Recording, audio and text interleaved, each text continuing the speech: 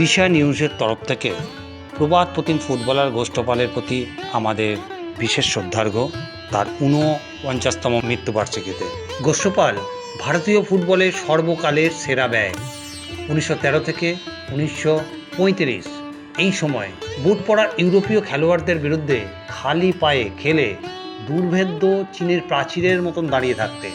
চীনের প্রাচীর নামেই তিনি খ্যাত ছিলেন।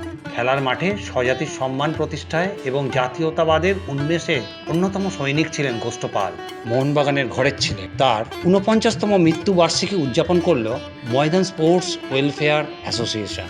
কলকাতার ক্ষুদে প্লেয়ার, ভবিষ্যতের গোষ্ঠপাল, কলকাতার বিশিষ্ট ব্যক্তিরা তার এই মৃত্যুবার্ষিকীতে তাকে শ্রদ্ধাঞ্জলি দিতে ময়দানে এসছিলেন। তার স্ট্যাচুর সামনে তাকে শ্রদ্ধাঞ্জলি দিয়েছে এবং তাদের ছোট ছোট বক্তব্যগুলো আপনারা এক ঝলকে শুনে নিন।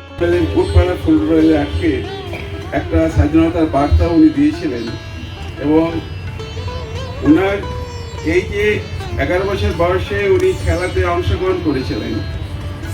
আমাদের দেশের ছেলেমেয়েরা সব স্কুলে গিয়ে ইনফ্যাক্ট খেলাধুলা না করার জন্যে এত বেশি ওবেসিটি হচ্ছে এবং যার জন্যে পরে heart attack, blood pressure, diabetes বেড়ে যাচ্ছে।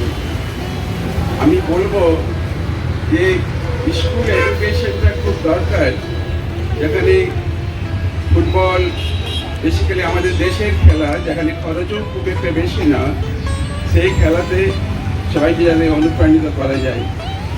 এই দিয়ে আমি প্রবাদ প্রতিম গোষ্ঠপালের আজ ৪৯ দিবস মৃত্যু দিবসে ওনাকে শ্রদ্ধা জ্ঞাপন করে আমার বক্তব্য শেষ।